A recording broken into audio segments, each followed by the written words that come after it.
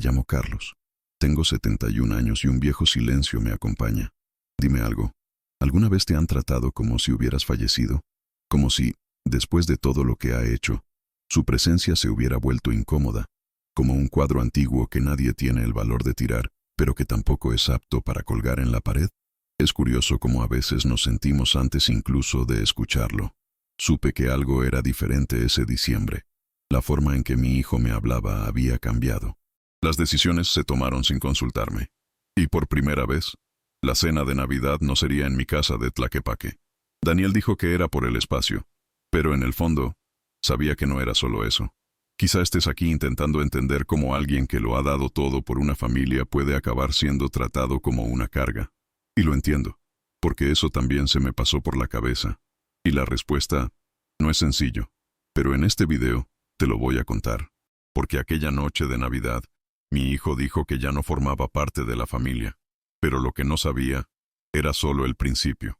Pero antes de sumergirnos en el corazón de esta historia, necesito que sepáis una cosa. Lo que ocurrió en aquella cena de Navidad no fue solo una humillación, era una frase. Mi hijo, con la taza en la mano y el pecho hinchado de vanidad, miró a todos a los ojos y dijo: «Ya no formáis parte de nuestra familia, ya hemos superado la fase».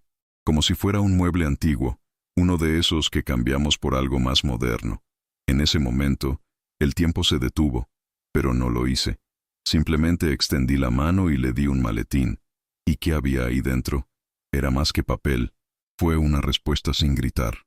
Una semilla de justicia. Si alguna vez has sentido el amargo sabor de la ingratitud, si alguna vez has sido dejado de lado por aquellos a quienes lo has dado todo, entonces esta historia también es un poco tuya. Y si lo es, te pido, deja un like, suscríbete aquí. No como alguien que pulsa cualquier botón, sino como alguien que dice: «Te entiendo, Carlos, yo también fui olvidado». Porque contar esta historia duele, pero duele menos cuando sentimos que no estamos solos. Y ahora, si estás conmigo, te contaré cómo empezó todo. Recuerdo ese diciembre como si fuera ahora. El aire de Guadalajara tenía ese olor a polvo mezclado con canela que siempre anuncia la Navidad, pero dentro de mí algo pesaba diferente. Daniel había insistido en que la cena sería en su nueva casa, allí en Zapopan, en un condominio moderno donde las calles se parecen todas y las ventanas siempre están cerradas. «Más espacio para que los niños corran, papá», dijo, sonriendo sin mirarme a los ojos. Era una sonrisa entrenada, de esas que aprendemos a usar cuando queremos ocultar algo. Y yo, un viejo guerrero, conozco bien este tipo de sonrisa. Pero acepté. A veces lo aceptamos para no estorbar, aunque tengamos el corazón apretado. El día anterior, me volvió a llamar. Su voz tenía la misma impaciencia firme que escuché cuando era adolescente y quería irse sin pedir permiso. «Papá, no hace falta que tragas tamales, ni puñetazos». Tampoco rompió con él. «Este año vamos a hacer todo más moderno». Guardé silencio unos segundos, abrazando el teléfono contra mi pecho. Esos platos no eran comida. Eran partes de mi vida. Eran las recetas que Mercedes me enseñó en nuestra pequeña cocina, con las ollas calentándose mientras ella bailaba despacio escuchando a Jorge Negrete. Pero en ese instante, me di cuenta de que querían otra cosa. Una Navidad sin mi gusto, sin mi memoria, sin mi presencia, quizá. Pero yo solo dije: «Vale, hijo». Y colgué. Aún así, esa noche preparé una pequeña ración de tamales, solo para oler el olor que me calmaba. Y elegí un álbum antiguo, uno de esos con una portada de cuero descolorida, donde guardo las fotos de los primeros años de Daniel. Era pequeño, sucio de suciedad, sonriéndome con un orgullo que nunca volví a ver en sus ojos. Al día siguiente, me puse mi camisa blanca, la que le gustaba a Mercedes. Me alicé el pelo gris como me enseñó y cogí el autobús. El viaje a Zapopan pareció más largo de lo que realmente fue. En cada parada, en cada esquina, me preguntaba si iba a una casa o a un lugar donde mis recuerdos ya no pertenecieran. Cuando llegué al condominio, me di cuenta enseguida de que nadie me esperaba en la puerta. Tenía que anunciarme. La chica de la guarita me preguntó 2 veces, como si fuera un desconocido. Cuando por fin entré, caminé hacia la casa. Era hermosa, sí, grande, frío y lleno de cristal. No había nada allí, ni el olor de la comida, ni el ruido de la gente. Solo un silencio ordenado. Daniel abrió la puerta con un «Hola, papá». Pero ese papá Sonaba como si alguien llamara a un vecino. Renata, detrás de él, me regaló una pequeña y rápida sonrisa, sin tocarme el brazo, sin acercarme. Yo, que ayudé a pagar la mitad de esa casa, me quedé quieto, sosteniendo mi álbum con ambas manos, como si fuera una maleta de recuerdos que nadie quería abrir. Cuando entré en la sala, vi que la mesa era larga, muy bien puesta, llena de platos que nunca había visto. Mantel blanco, cubiertos brillantes, velas nuevas. Pero lo que realmente me llamó la atención fue notar que los lugares tenían nombres, tarjetas con letras doradas, y ninguno de ellos era mío. Me quedé allí, intentando disimular el escozor en el pecho. Cogí un vaso de agua para ocupar las manos, coloqué el álbum de fotos cerca del árbol y observé el movimiento. Todos rieron, se abrazaron y hablaron en voz alta. Fui el único que se movió despacio, como si intentara no molestar al grupo de los demás. Es una sensación que duele más que cualquier palabra dura, cuando te das cuenta de que hay, pero no está incluido. Renata pasó rápidamente junto a mí, llevando una bandeja grande, y ni siquiera se dio cuenta de que me había hecho tropezar un poco. Daniel estaba preparando una disposición en la mesa y, cuando me vio allí, simplemente dijo: «Puedes sentarte en la esquina, papá. Entonces veremos el mejor lugar. Ahí en la esquina. Entonces ya veremos». Me senté y observé a la gente llenando los lugares que antes eran míos. Era como ver su propia desaparición. Y fue en ese momento, sentado solo en una fiesta que también debería ser mía, cuando sentí que algo dentro de mí se desmoronaba. Una vieja pregunta volvió entera. ¿Cómo es que un padre, que lleva a un hijo en brazos, acaba sentado en la esquina de su propia historia? Y aquí es donde me tomo un descanso, porque quizá tú has sentido algo parecido. Esa sensación de estar presente, pero de no ser visto. Haber dado todo, y aún me quedan sobras. Si esto te ha pasado, deja una frase sencilla en los comentarios, solo para que sepa que no estoy solo en este recuerdo. Puede ser, lo he vivido, creo, me ha tocado. Cualquiera de esas palabras que nos ayudan a respirar más profundo cuando el corazón se vuelve pesado. Porque en ese momento, respiré hondo. Miré el álbum junto al árbol. Y pensé, si hoy mi sitio está en la esquina, así que quizás sea hora de que entienda por qué. Lo que no imaginaba es solo que esa noche aún tenía algo mucho peor preparado. Algo que cambiaría no solo la Navidad, sino el curso de toda mi vida. Y eso es de lo que necesito contaros en el próximo capítulo. Porque lo que mi hijo diría delante de todos sería más doloroso que cualquier silencio en esa mesa. La cena ya estaba preparada y la casa parecía un set de revista. Velas encendidas, música instrumental de fondo, copas de cristal tintineando entre los brindis amortiguados. Yo estaba allí, en la esquina de la mesa, sosteniendo un vaso de agua como si me agarrara a algo para no desaparecer para siempre. Nadie notaba mucho mi presencia, y me acostumbré al silencio. A este viejo conocido que ha estado conmigo desde que Mercedes se fue. Daniel era extraño. No de la manera impulsiva de la adolescencia. Era un extraño más contenido, como si hubiera estado ensayando algo durante días. Conozco el camino de mi hijo. No sabe cómo esconderse cuando está a punto de meter la pata. Después del segundo vino, se levantó con la copa en la mano. Golpeó suavemente con la cuchara, llamando la atención de todos. Las conversaciones se fueron apagando poco a poco. Los niños, que hasta entonces corrían por la casa, eran acercados a sus padres. Le miraba como si esperara cualquier anuncio. Pero lo que vino después, ni siquiera en mis peores pensamientos lo habría imaginado. Este año simboliza un nuevo ciclo. Comenzó, sonriendo de lado. Un ciclo de renovación, crecimiento, liberación. Y parte de eso es dejar algunas cosas atrás. El aire empezó a cargarse. Todavía no sabía si hablaba de negocios, del pasado o de algún amigo que se había mudado. Pero entonces me miró directamente. Sus ojos ya no temblaban. Ya había cruzado la línea y iba hasta el final. «Padre», dijo, con esa formalidad fingida que solo se usa cuando la intención es cruel. «Con todo respeto, ya has cumplido con tu papel. Se acabó. Hoy somos otra familia, y es hora de seguir adelante». Nadie se movió. No tintineó ningún cubierto.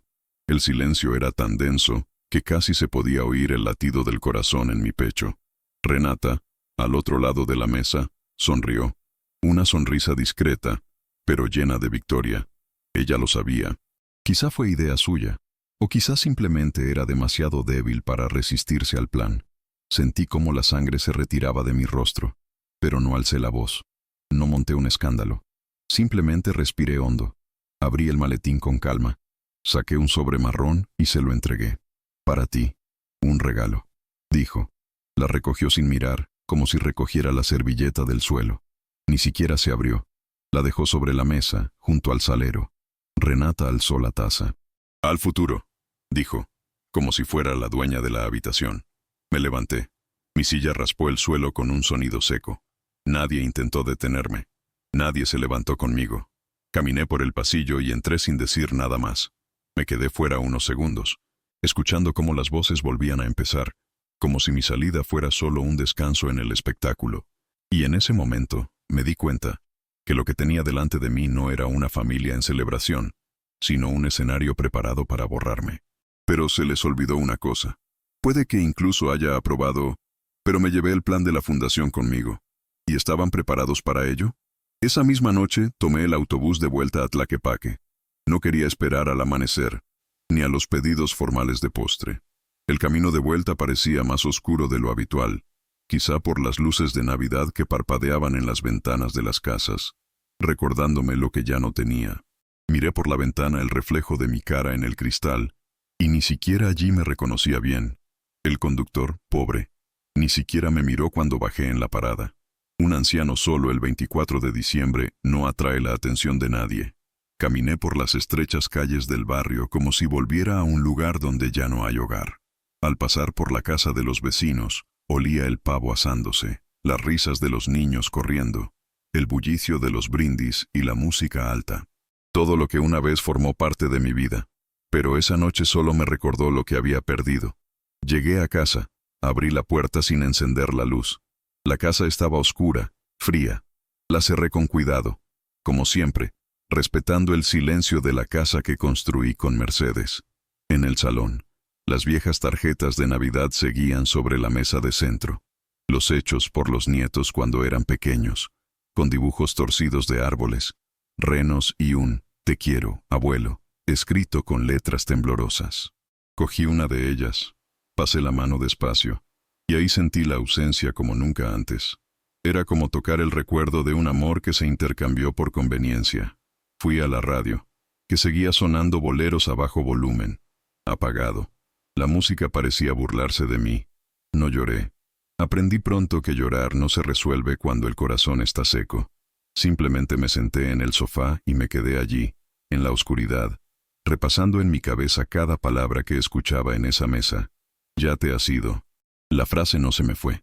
Se repetía como una frase, como un eco, como si mi hijo me hubiera enterrado vivo y brindado sobre la lápida. Me levanté, fui al pasillo, pero en vez de entrar en mi habitación, me giré hacia la parte trasera, la habitación de invitados. Allí a veces dormían visitantes, amigos lejanos o sobrinos que venían a pasar sus fiestas. Esa noche, ahí fue donde me tumbé, como alguien que entiende que ya no pertenece a su propia cama. Me tumbé sin quitarme la ropa. No recé, no deseé feliz Navidad a nadie. Simplemente posé los ojos y dejé que el sueño me viera. Y allí, en esa cama fuera de mi propia casa, empecé a pensar en algo que nunca se me había ocurrido con tanta intensidad. ¿Y si realmente creen que ya no soy digno? ¿Y si no es solo desprecio, sino un plan? Algo dentro de mí se movió, algo antiguo, que Mercedes siempre decía cuando sentía que el mundo quería aplastar nuestra dignidad. Cuando intenten borrarte, Carlos, no te borres. Esperar. El tiempo lo iluminará todo de nuevo. Esa noche dormí poco, pero me desperté con una pregunta ardiente en el pecho. Si creen que ya han terminado, ¿qué dirían cuando descubrieran qué había dentro de esa carpeta? Me desperté antes del sol, con la garganta seca y el corazón apretado. Fui directamente a la cocina. Puse agua en el fuego y preparé mi café negro y fuerte, como le gustaba a Mercedes. Me senté en la mesa con la taza en las manos y empecé a repasar las últimas semanas con otros ojos. A veces no lo vemos porque no queremos creerlo, pero cuando el respeto desaparece, el recuerdo empieza a doler. Daniel llevaba tiempo insistiendo en que firmara unos papeles. Dijo que era algo del banco, de renovación de la propiedad, que era solo burocracia. Confié en ello. Es mi hijo. Lo crié con mis propias manos. Pero hoy veo que esa prisa por conseguir mi firma escondió algo. También recuerdo una frase vaga que dijo Renata, hace meses, durante una comida dominical. Quizá deberías vivir en un sitio más pequeño, algo más sencillo, más fácil de mantener. En ese momento, incluso me reí. Pensé que era preocupación, pero ahora lo entiendo. Ya me estaban preparando para desaparecer de la historia de la casa que construí con Mercedes. Poco a poco, con sonrisas, me estaban borrando. Fui al armario donde guardo los documentos y empecé a rebuscar en todo. Encontré extractos bancarios, contratos antiguos, registros de casas, y fue allí, con la lupa en la mano, donde vi lo que me hirió profundamente. Daniel había transferido cantidades de una cuenta conjunta nuestra sin decírmelo, dinero de los ahorros, que ahorré durante años con sudor y ahorros. Cuando le pregunté antes, dijo que era para adelantar una inversión. Me lo creí. Creía porque era tonto o porque era demasiado padre. Y allí, delante de esos periódicos, me di cuenta de que no solo la frase de la cena me expulsó. Eso llevaba mucho tiempo en construcción. Yo era un árbol que cortaban en silencio, rama por rama. Y yo, cegado por el amor, no me di cuenta. La mirada de Renata, fría, calculadora, la forma en que interrumpía mis historias, cómo ignoraba mis opiniones en las conversaciones. Siempre me tratan como alguien que ya no sirve. Ahora todo tenía sentido. Lo que realmente querían era la casa, el dinero, mi ausencia. Y lo estaban construyendo con paciencia, como alguien que pone la mesa para una fiesta en la que el dueño de la casa ya no está invitado. Y mira, estoy aquí abriendo mi corazón contando mi historia. Si estás escuchando, deja un like en este video y suscríbete al canal porque todavía tengo muchas cosas guardadas que contarte.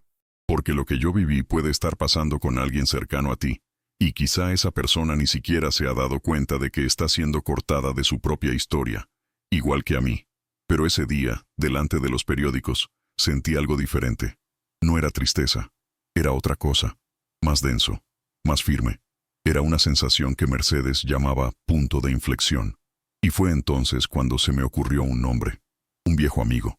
Un hombre que pudiera ayudarme a dar un paso que nadie esperaba. Pero seguía vivo, seguiría recordándome.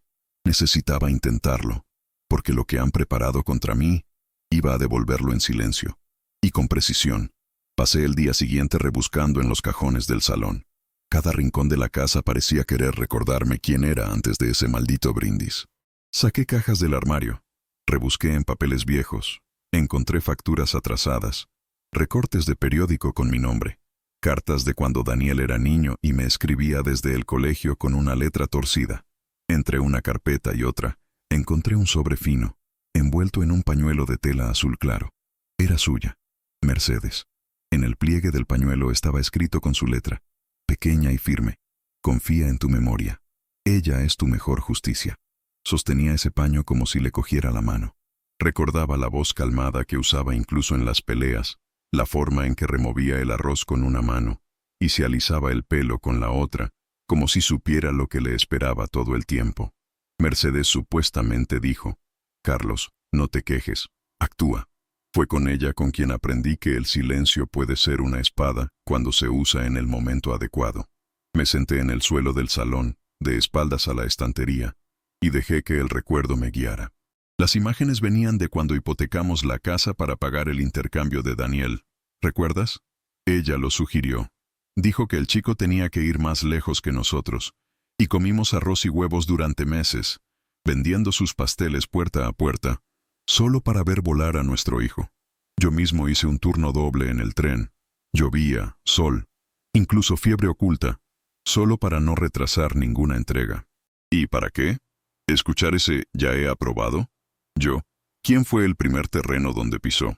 Era como si alguien hubiera borrado todo lo que habíamos vivido a cambio de un brindis con los invitados.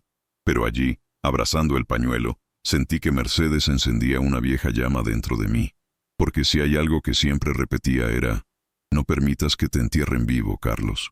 Y fue con ese recuerdo que decidí que no me enterrarían. Yo seguía de pie.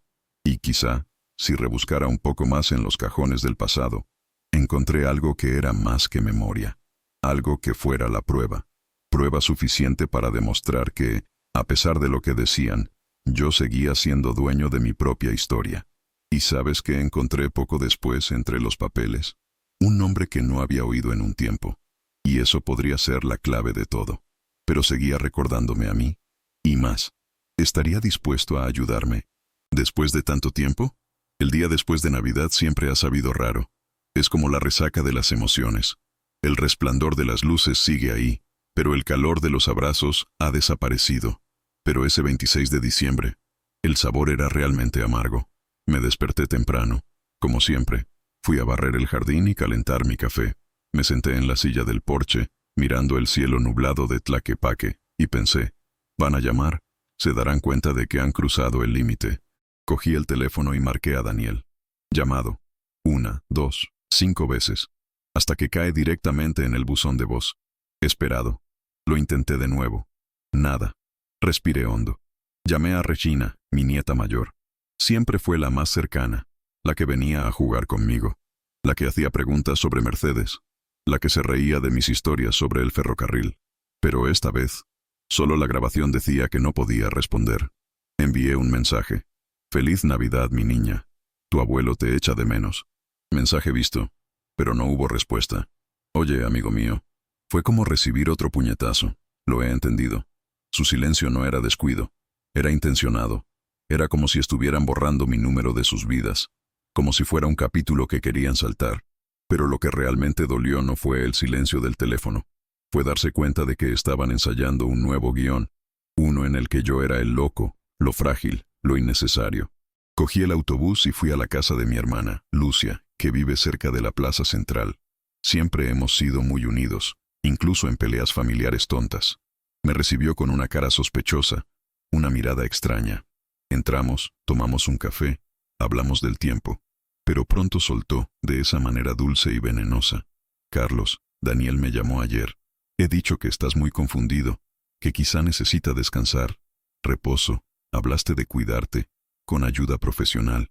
Me quedé quieto, taza en mano, sintiendo cómo el mundo se desvanecía bajo mis pies. Estaban preparando el terreno. Estaban construyendo la imagen de un anciano inestable e incapaz, como si estuvieran preparando un argumento para quitarme todo de una vez por todas. La casa, las decisiones, la dignidad, la narrativa se estaba escribiendo. Y yo era el personaje que ya no sabían cómo ocultar. Pero olvidaron una cosa. Envejecemos, pero no nos simplificamos. Salí de la casa de Lucía en silencio, con el corazón hecho un nudo como un periódico viejo. De camino de vuelta, noté cómo las sonrisas que me regalaban en la calle parecían más vacías, como si el mundo ya hubiera aceptado que yo era el viejo extraño que no está bien. Lo estaban difundiendo. Susurros en las familias, en los círculos. Y lo entendí. Eso era solo la primera parte del plan. Y si no hacía nada, me encerraban en alguna habitación y tiraban la llave. Pero antes de que eso pasara, todavía tenía una carta. Y te diré algo desde el fondo de mi corazón. Si has llegado hasta aquí conmigo, no me sueltes. Porque el momento más extraordinario de esta historia aún está por llegar. Y nadie esperará a ver lo que está por venir. Porque cuando la verdad llega a través del silencio, no pide permiso. Simplemente entra. Ahora. ¿Seguía el hombre que podía ayudarme a cambiar la situación donde lo dejé hace tantos años?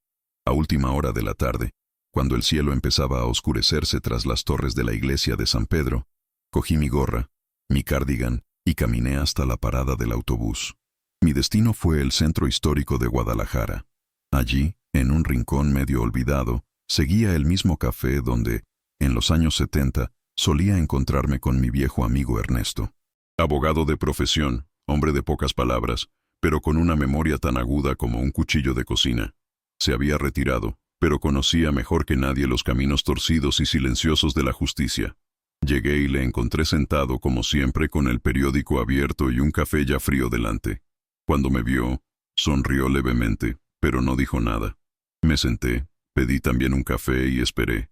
Cuando el camarero se fue, le miré y le dije, «Necesito tu cabeza, Ernesto».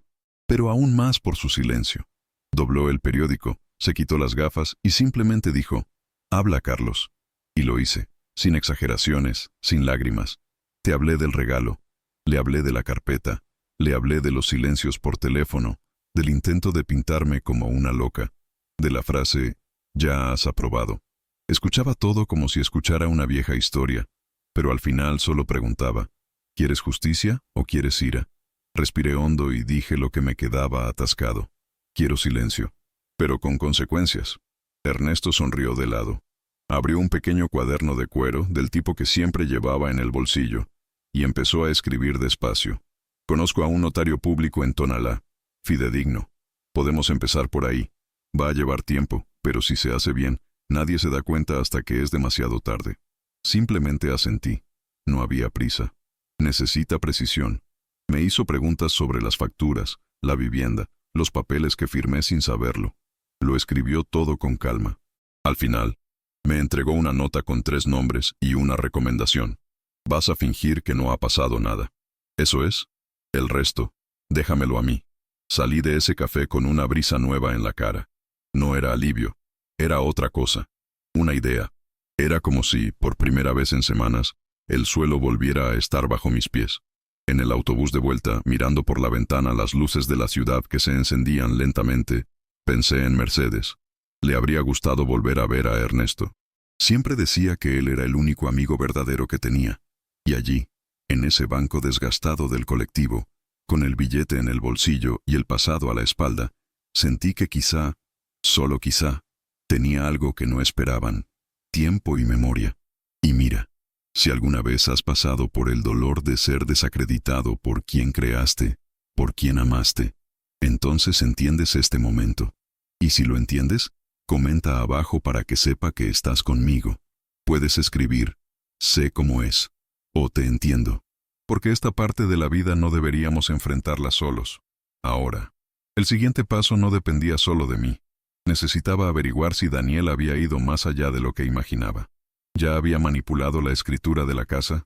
¿O aún tuve tiempo de frenar antes de que el tren se saliera de las vías para siempre? Esa noche, el silencio de la casa era más profundo de lo habitual.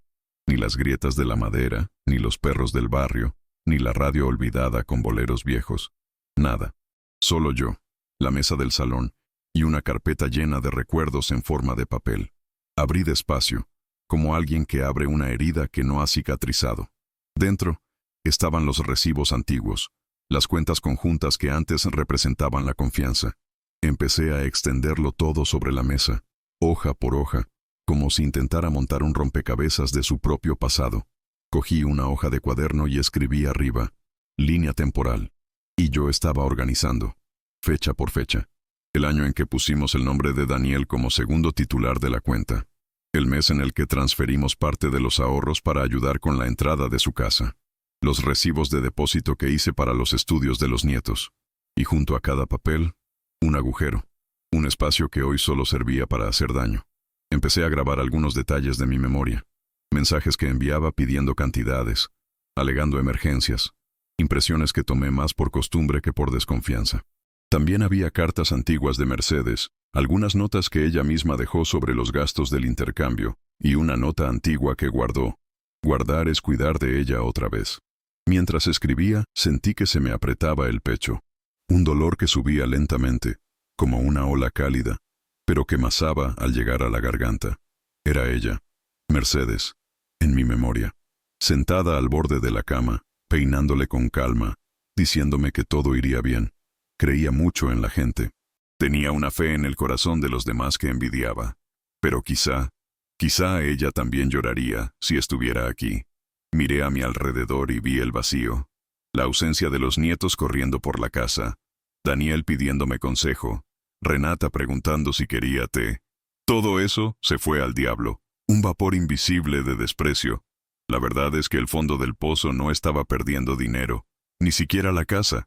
Fue darme cuenta de que había criado a un hijo para que fuera un hombre, y recibí de vuelta a un desconocido con una chaqueta moderna y frases ensayadas. No lloré en voz alta. No he roto nada. Las lágrimas vinieron solas. Descendieron como lluvia ligera, corriendo lentamente entre los papeles, difuminando uno u otro número, manchando un recibo viejo con una gota de dolor. Yo, que siempre he sido fuerte, que enterré a Mercedes con la cabeza en alto, ahí estaba, ser deshecho desde dentro. Por primera vez, me sentí pequeña dentro de mi propia casa. Mis dedos temblaban mientras escribía, pero no paré. Cada línea que completaba era un hilo que me regresaba.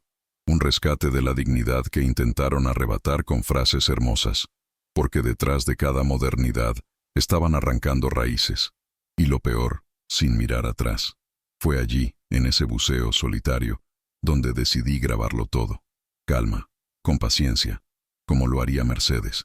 Pero una pregunta seguía rondándome. ¿Qué más habrían hecho sin que yo lo supiera? ¿Podría ser que esa carpeta... ¿Sigues ocultando la clave de algo más grande de lo que podría imaginar?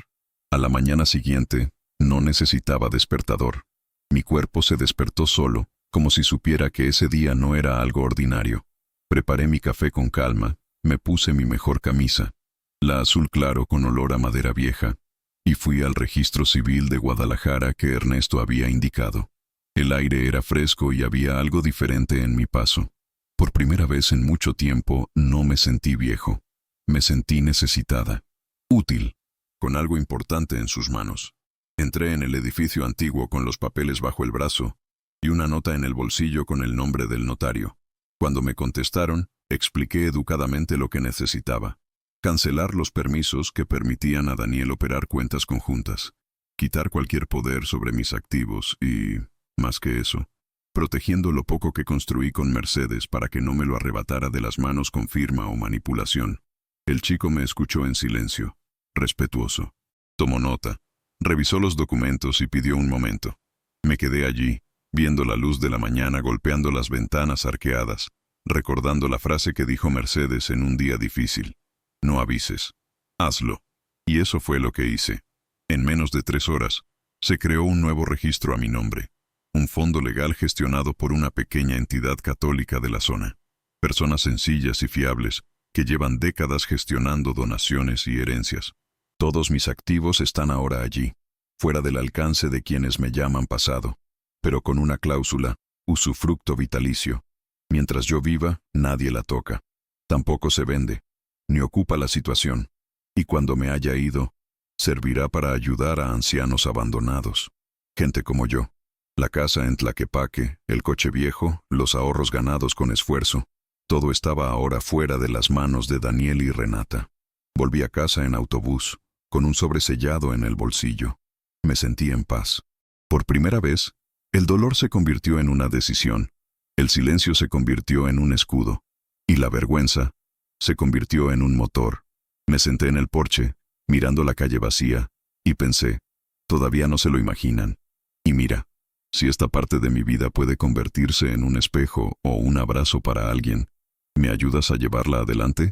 Dale like y suscríbete al canal. Marca más diferencia de la que crees. Porque a veces, un vídeo como este puede hacer que alguien abra los ojos antes de que sea demasiado tarde. A última hora de la tarde, Ernesto me llamó. ¿Todo bien?, preguntó. Le respondí, más que cierto. Ahora tenemos que esperar. Y fue entonces cuando dijo algo que me hizo quedarme paralizado. Carlos, ¿y si ya están preparando el siguiente paso? Ernesto no solo era un buen abogado, era un observador nato. Cuando le pedí que revisara la situación de Daniel, respondió con un investigaré, pero sin dejar rastro. 2 mañanas después, me invitó a tomar un café en el mismo sitio de siempre, con esa calma de quien ya sabe mucho antes de abrir la boca. Nos sentamos. Abrió el cuaderno y dijo, «Tu hijo está atascado». Yo guardé silencio. Esperaba algo así, pero escucharlo de la boca de otro. Doler. Ernesto explicó que Daniel estaba involucrado en una empresa de importación en León, en el norte. Había hecho grandes compras a su nombre, con la promesa de reventa que nunca se materializó. Deuda sobre deuda. El interés desborda. Y más, descubrió que Renata había estado manteniendo el nivel de la nueva casa con una tarjeta de crédito empresarial, en nombre de terceros. Gente que ahora empezaba a cargar. El castillo que mostraban en las redes sociales era una fachada. Y la fachada ya estaba lleno de grietas. Intentaron hipotecar la casa de Zapopan, dijo, pero el banco se negó. No tienen suficiente capital. Fue allí donde todo tuvo sentido. El brindis de Navidad, el distanciamiento, silencio. No era solo desprecio, era desesperación. Me apartaban porque veían en mí el último ancla, el último recurso. Y cuando se dieron cuenta de que ya no me tenían en sus manos, se fueron al teatro. Era una mezcla de ira y alivio. Rabia por haberme usado como escalera toda mi vida. Alivio por haberlo anticipado. Pensaban que estaban cortando el eslabón débil, pero intentaban cortar la cuerda que aún los sujetaba. Y fue en ese momento cuando entendí algo que quiero compartir contigo, que está ahí escuchándome. A veces, lo que parece rechazo, es solo alguien intentando desmontarte para volver a usarte, de otra manera. Así que, si también te has sentido descartado por quienes deberían protegerte, quédate aquí conmigo, porque el momento más fuerte de esta historia aún está por llegar. Y cuando llegue, entenderás por qué cada detalle de esta caída silenciosa, de hecho, fue un paso. Ernesto terminó su café y dijo: Carlos, esta gente va a intentarlo de nuevo, y será rápido. Ahora que les has quitado todo, vendrán con otro nombre, otro plan. Y no dejaba de pensar, ¿tendrán el valor de enfrentarse a mí de frente? ¿O siguen creyendo que el viejo aquí sigue en la oscuridad? Fue en una mañana cualquiera, con el olor a café preparado y periódico doblado sobre la mesa, cuando ocurrió lo improbable. Mi móvil pitó con un mensaje de Regina. Corto. Él solo dijo: Abuelo, escucha esto. Pero por favor, no le digas a nadie que fui yo. Y venía acompañado de un audio. Mi dedo dudó antes de pulsar play. Algo dentro de mí ya sabía que habría dolor allí. Pero la verdad nunca pide permiso. Viene en forma de empujar. Presionado. Era la voz de Renata. Blanco. Frío. Hablaba con alguien de fondo, riendo, como si comentara cualquier receta. Este viejo ni siquiera se dará cuenta cuando cambiemos el nombre de todo. Vive en su propio mundo. Solo habla con plantas y escucha esas canciones de vigilia. La mujer al otro lado soltó una carcajada. Y Renata añadió: Es cuestión de tiempo. Pronto todo estará a nuestro nombre. Ni siquiera lee lo que firma. Me detuve. Atrás. Lo he vuelto a oír. Otra vez. Esa frase me entró como un cuchillo. ¿Y sabes qué fue lo que más dolió? No era desprecio, era la certeza. Esa era la voz de certeza de quienes creen que nunca serán acusados. La última frase de quienes creen que pueden borrar a un ser humano solo porque guardaron silencio. Me senté en el sofá, respiré hondo, y sentí la presencia de Mercedes a mi lado. Si hubiera estado allí, habría dicho: Vale, Carlos, ahora tienes lo que necesitabas. Cogí la grabadora antigua, copié el audio, y lo guardé con fecha y hora. Más tarde, lo anoté en el expediente. Prueba A. Audio. Voz de Renata. Y en ese instante, me di cuenta de que esta historia nunca fue solo sobre la ingratitud. Se trataba de subestimar el tiempo, el recuerdo y el silencio de quienes vivieron demasiado tiempo para caer en pequeñas trampas. Preparé un café nuevo, más fuerte, y me senté pensando: ¿cómo puede alguien mirar a la persona que le dio todo y pensar que puede usarlo como una escalera? Y más, ¿cómo sobrevivimos a esto sin amargarnos por dentro? También me sorprendí pensando en cómo ciertas frases nos marcan como un cuchillo caliente en cuero. Hay recuerdos que no elegimos conservar, simplemente se mantienen juntos. Y si alguna vez me has escuchado, has pasado por algo así o has oído una frase que te haya herido profundamente, compártela en los comentarios.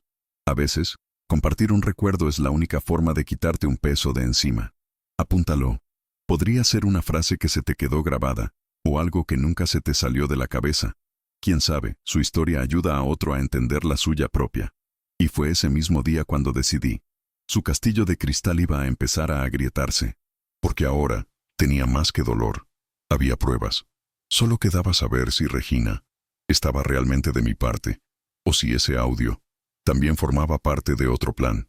Llegué temprano al mercado de San Juan de Dios, como hacía en mi juventud cuando iba a comprar herramientas con mi padre.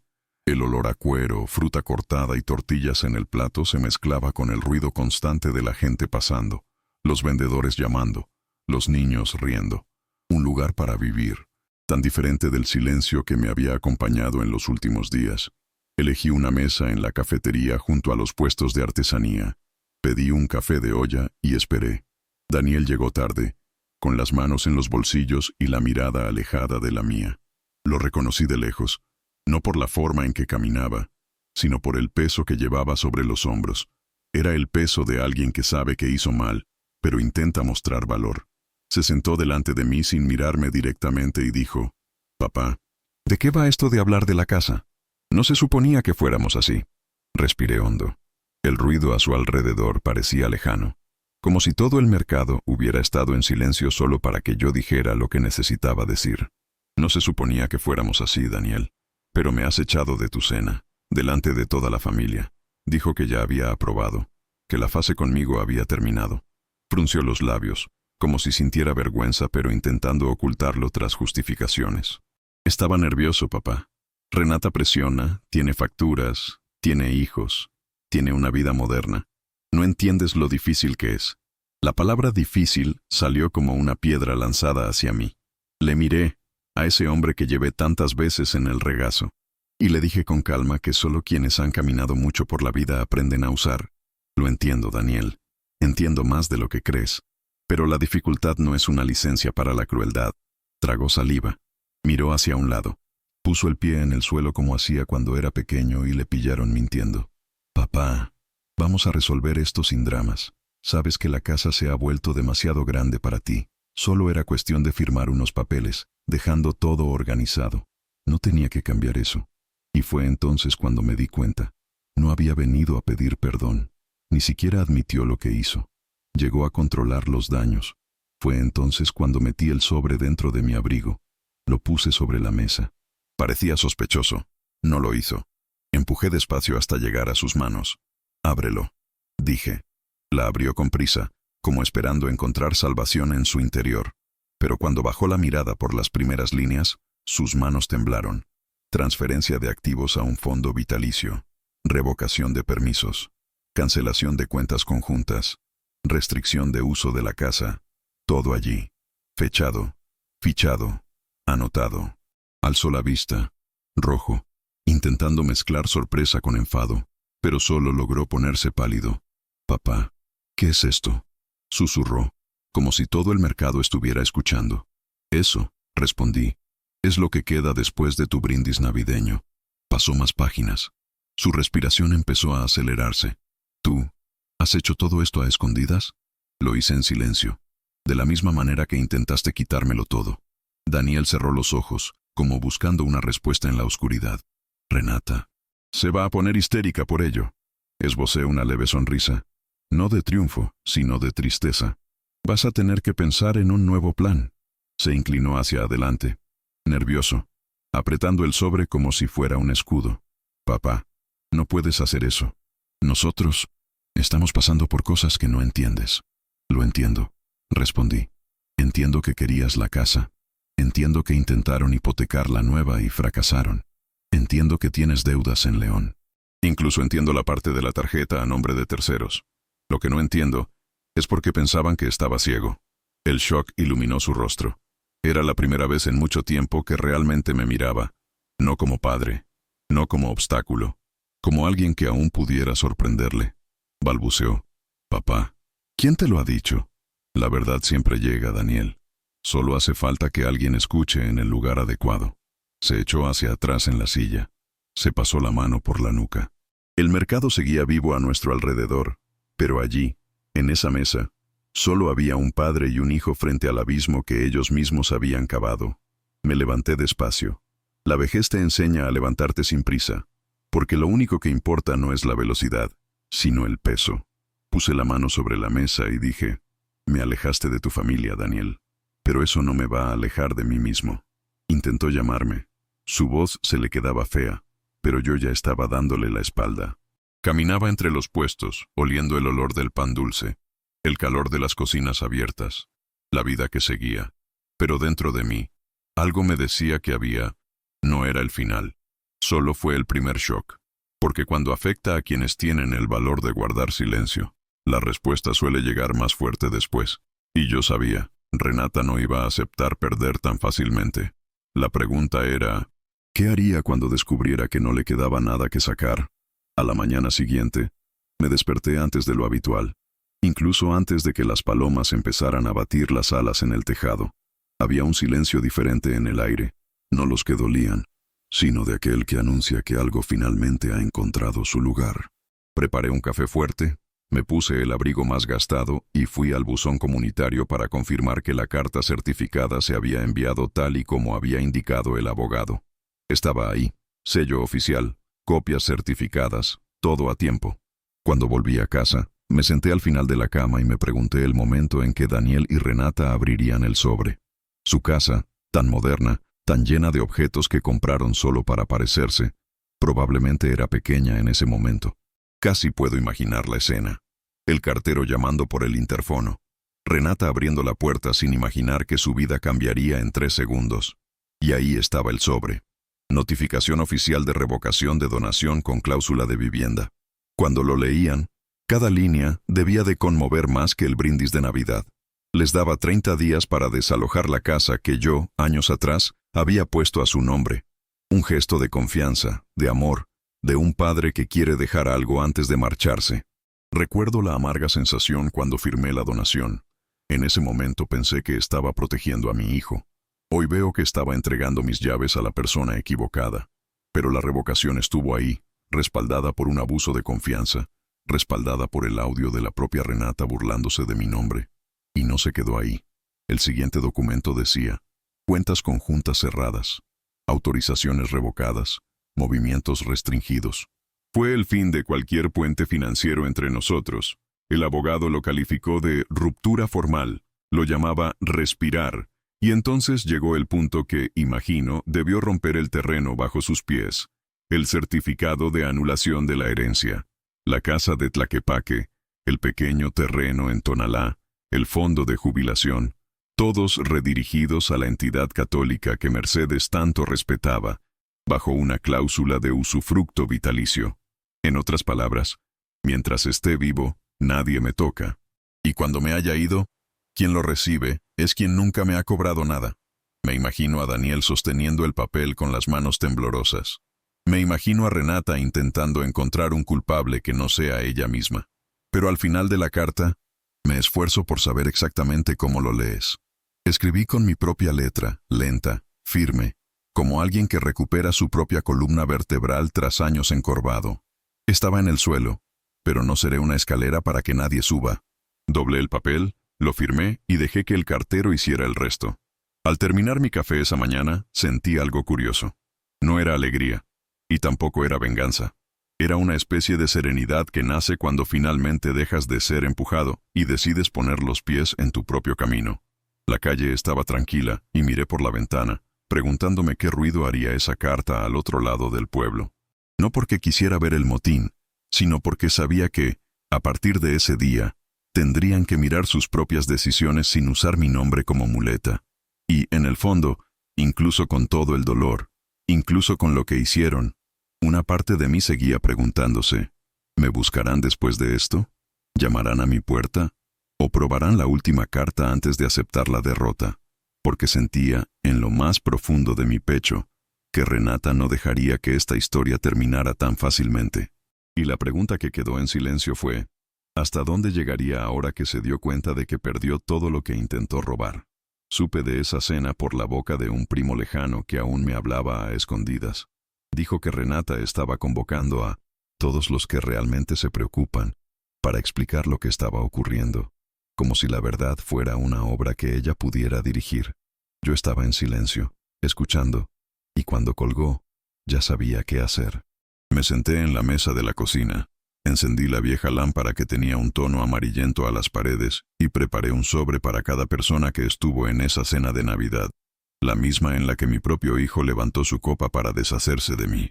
Dentro de cada sobre puse 2 cosas: una copia de la carta certificada que habían recibido esa mañana y el audio de Renata, en el que decía que yo vivía en mi pequeño mundo hablando con plantas. No añadí ninguna explicación, sin comentarios, ninguna nota. Aprendí de Mercedes que a veces la verdad simplemente hay que decirla, no empujarla. La entrega la hizo un mensajero en moto del barrio, el hijo de la señora Teresa, que me llamó Don Carlos, y me dijo que lo aceptaría donde yo pidiera por un precio justo. Cuando se fue con ese montón de sobres, sentí algo en el pecho. No exactamente orgullo, pero sí firmeza, como si estuviera devolviendo al mundo una parte del peso que no era mía. Horas después, mientras preparaba un té de canela, empezaron a llegar los mensajes. Primero, una corta: ¿es cierto, Carlos? Luego otro: nunca imaginé que Daniel sería capaz. Y una más: Renata, Dios mío, qué pena. Cada notificación se sentía como un pequeño ajuste de cuentas con el pasado. No porque quisiera humillar a nadie, sino porque siempre era así. Hablaban mucho, yo decía poco, y en ausencia de mi voz, inventaron la suya. Esta vez, fue su propio error el que me consiguió. Mientras tanto, en casa de Zapopan, la cena de Renata se convirtió en una escena triste. Dicen que se disfrazaba como si fuera a recibir embajadores, vestido ligero, maquillaje fuerte, sonrisa entrenada. Pero cuando empezaron a llegar los invitados, llegaron mudos. Algunos ya habían leído los periódicos. Otros habían escuchado el audio. Había gente que ni siquiera entró. Dejaron el sobre en su mano y se marcharon. Me imagino a Renata abriendo esos papeles delante de todos, con el pintalabios temblando, la mano sudando, intentando reír, intentando explicar que todo fue un malentendido. Una persona allí dijo que llamó a la mesa y dijo que el viejo estaba manipulando a todos. La frase pesó sin eco, y el silencio que siguió debió ser peor que cualquier respuesta. Daniel, pobrecito. Intenté hablar por encima de ello, diciendo que estaba cansada, que estaba confundida, que necesitaba ayuda. Nadie se lo creyó. Quizá por primera vez en su vida, nadie le creyó. El audio era nítido. Las fechas estaban claras. Las firmas eran claras. Y lo que estaba más claro de todo, era desprecio.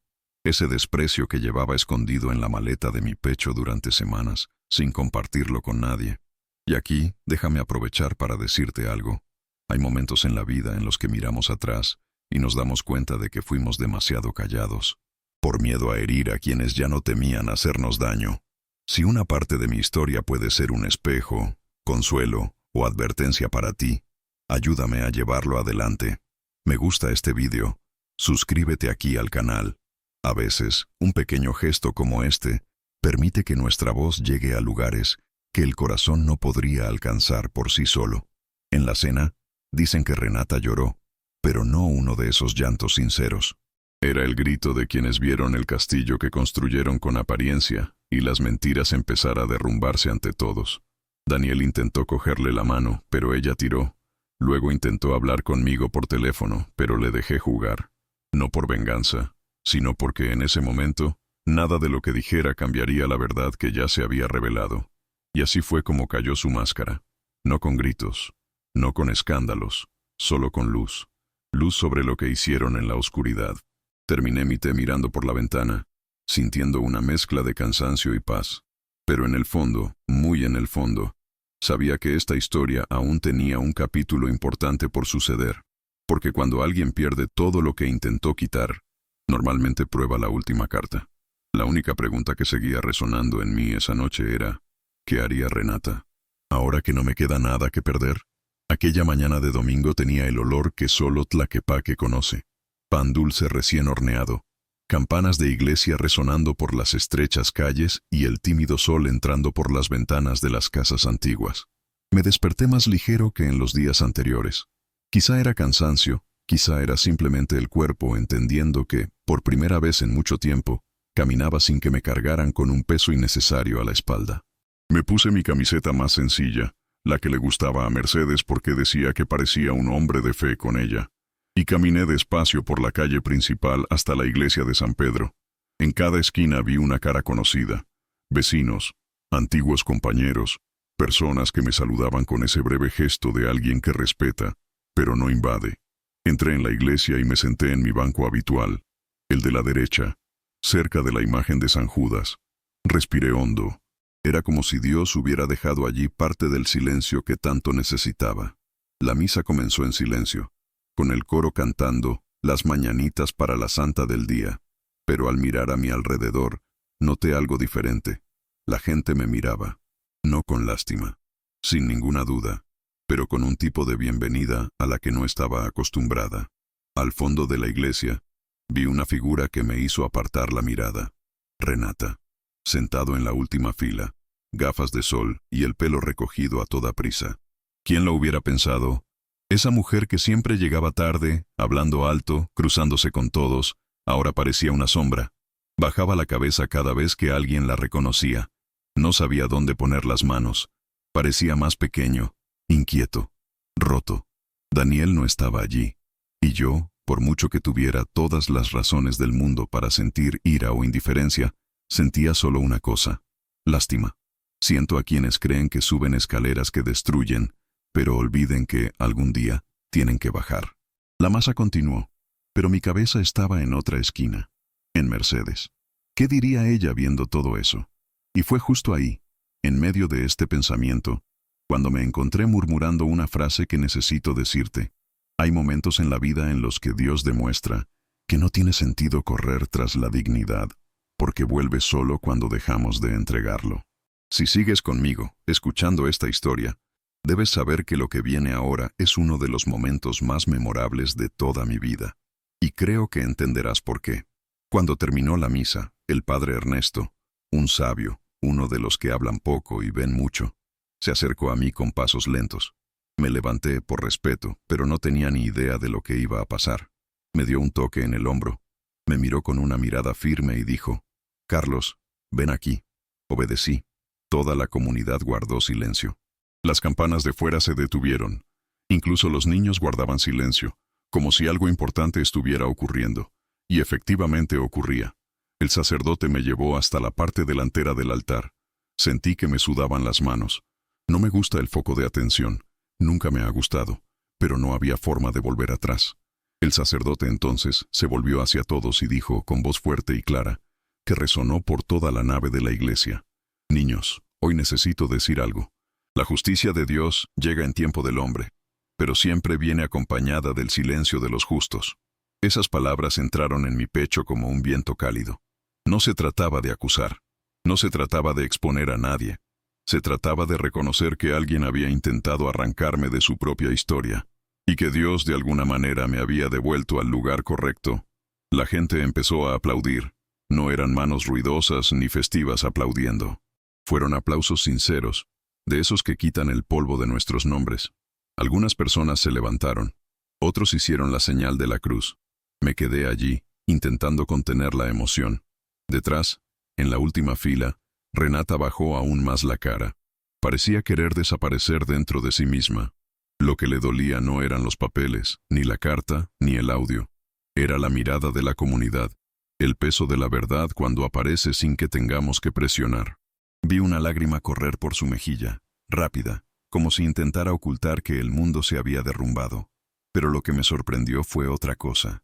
Cuando miré hacia la puerta de la iglesia, tuve la sensación de que alguien estaba de pie fuera, como si estuviera mirando pero no tuviera el valor de entrar. Y entonces un pensamiento me cruzó por la cabeza. ¿Y si Daniel estuviera allí, oculto? ¿Y si lo veía todo sin tener el valor de enfrentarse?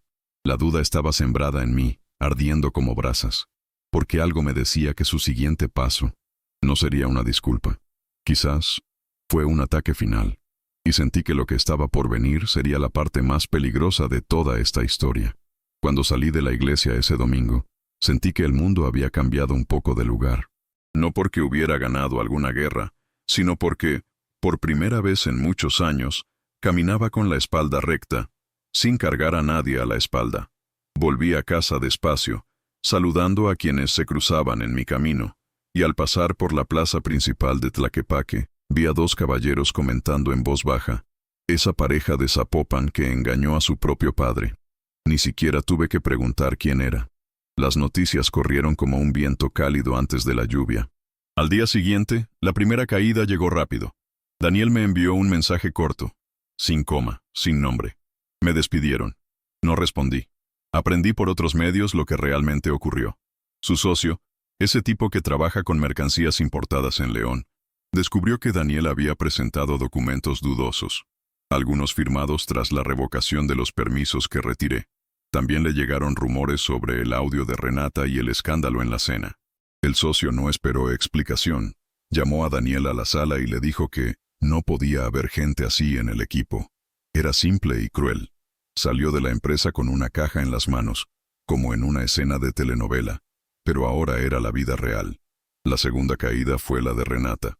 Su prima, que le había dado ese hermoso trabajo solo para mantener la imagen de una familia exitosa, la llamó para hablar el lunes por la mañana. No hubo gritos, no hubo cargos, solo una frase fría: «No puedo permitir que alguien use el nombre de la empresa en tarjetas de terceros». Era el final. Renata, siempre tan firme, tan llena de opiniones, salió de la habitación llorando y dando portazos. Dicen que aún intentó responsabilizar a Daniel, pero la verdad es como el agua.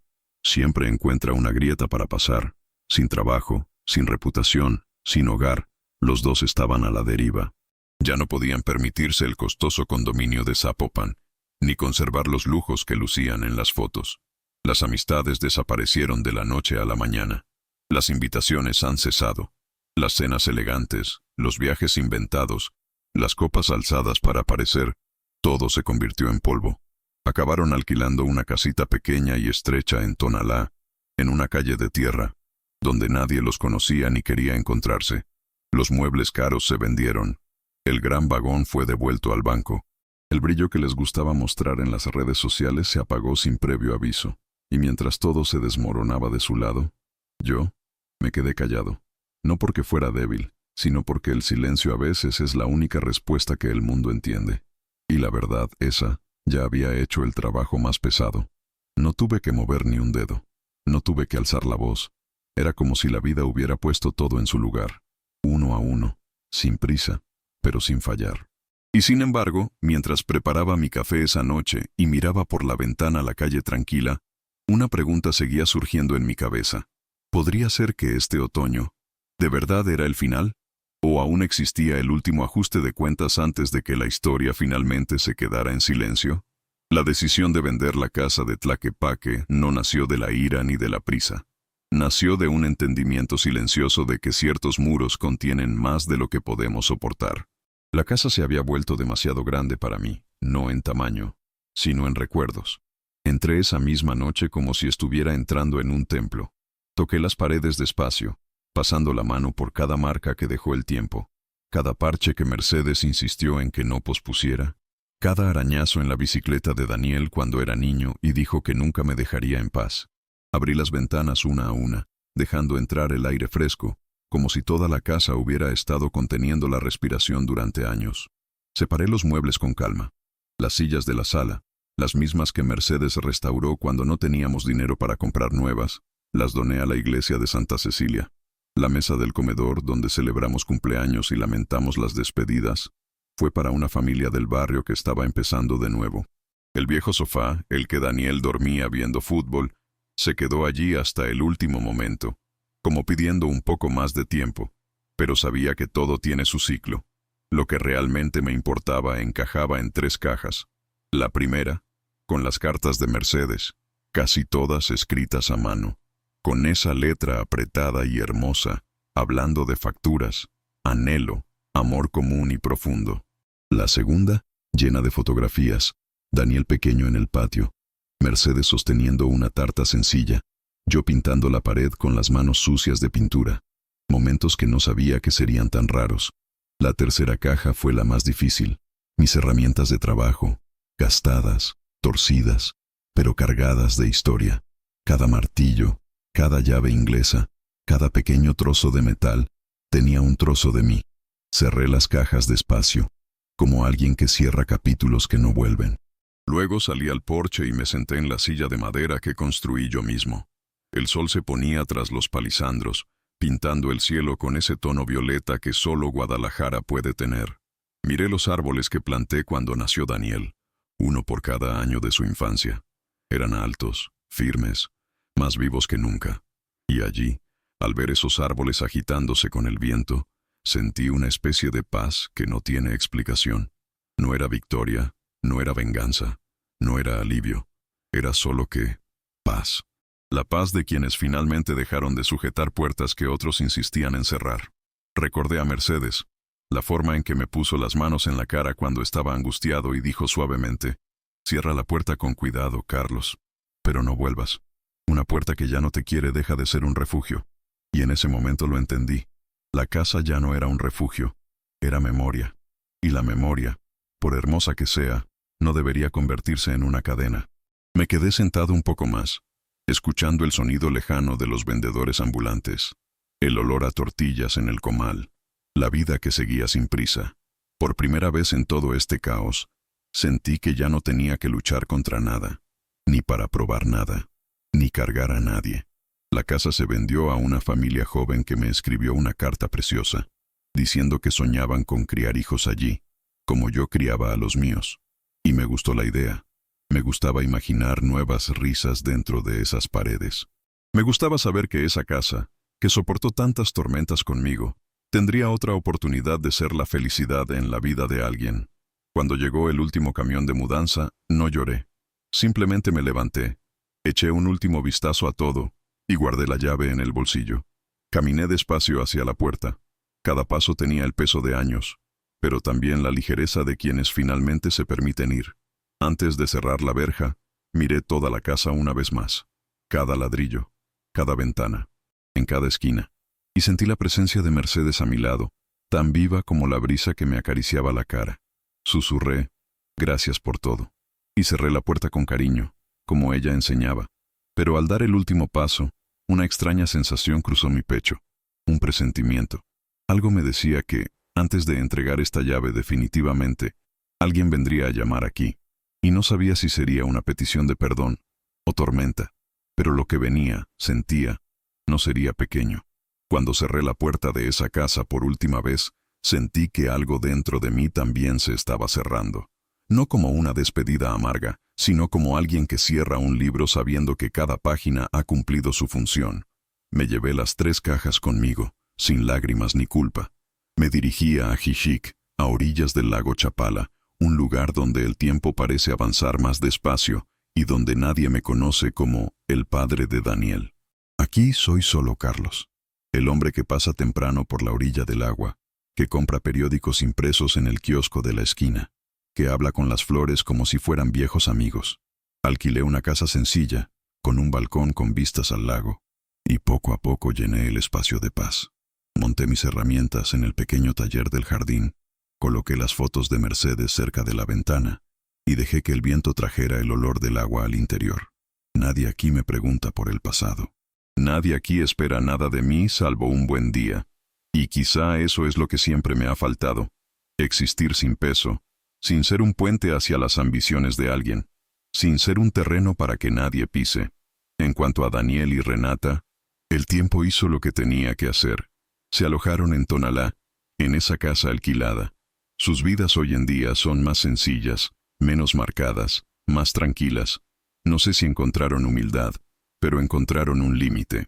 A veces oyen, por conocidos lejanos, que Daniel consiguió un trabajo modesto en un taller, y que Renata hace trabajos ocasionales aquí y allá. No deseo hacerles daño a ninguno de los dos. Lo que les pasó no fue mi castigo, era su consecuencia. Y aprendí que la consecuencia, cuando se trata de limpiar tierras, duele, pero también enseña. Aquí en Ajijic, en una tarde cualquiera, quería escribir una carta. Tomé papel, bolígrafo, respiré hondo y dejé que mi mano decidiera. Escribí: te perdono, Daniel. No por lo que hiciste, sino porque quiero vivir sin ese peso. Dobla la carta despacio, como guardando un secreto importante, pero no puse un sello. No escribí remitente. No lo envié. No era para él. Para mí sí. La verdad es que al final, la justicia que tanto temía no estaba en los periódicos, ni en las caídas, ni en los silencios de la familia. La verdadera rectitud estaba dentro de mí. Fue el momento en que me di cuenta de que podía seguir vivo sin cargarlo, que podía respirar hondo sin que el dolor me oprimiera el pecho, que por fin podía caminar ligero. La mayor lección de todo esto, y quizás la única que merece la pena avanzar, es que el amor sin reciprocidad se convierte en una herida, y la herida que insistimos en mantener abierta se convierte en una cadena. Solo cuando lo dejé ir todo, cuando dejé de esperar comentarios, reconocimiento, fue así como descubrí que la libertad vive en el acto silencioso de avanzar, no con olvido, sino con comprensión. Y si me has seguido hasta aquí, desde el principio hasta el último hilo de esta historia, quiero darte las gracias de todo corazón. Gracias por tu compañía, por escucharme, por caminar conmigo en esta parte de mi vida que nunca pensé que compartiría con nadie. Hay cosas que solo podemos cruzar porque alguien al otro lado está escuchando. Y lo estabas. Me alegro por eso. Y mira, déjame preguntarte algo, pero de la manera sencilla que la vida aquí en el lago me enseñó. Si esta historia te conmovió, si trajo algo de luz, un poco de aliento, deja un amor. Para mí, es como un abrazo que calienta el corazón de este viejo aquí. Y si quieres volver a tomar otro café conmigo, escuchar otros recuerdos, otras curvas de la vida, se suscribe al canal. La inscripción es como dejar la puerta del balcón abierta para que un querido visitante vuelva cuando quiera. Dime en los comentarios a qué ciudad estás escuchando. Será hermoso imaginar hacia dónde va esta conversación, de dónde viene este cariño. Y activa la campana. Así no te lo pierdes cuando el café se prepara de nuevo, aquí en mi mesa. Porque aún queda mucha historia guardada en este cofre cansado, pero lleno de recuerdos que merecen ser contados. No te vayas todavía. Escucha la próxima historia real que aparecerá en pantalla. Recuerda siempre, cada detalle cuenta una historia y cada historia tiene una fortaleza. Mira el siguiente video aquí en el canal con otra historia increíble.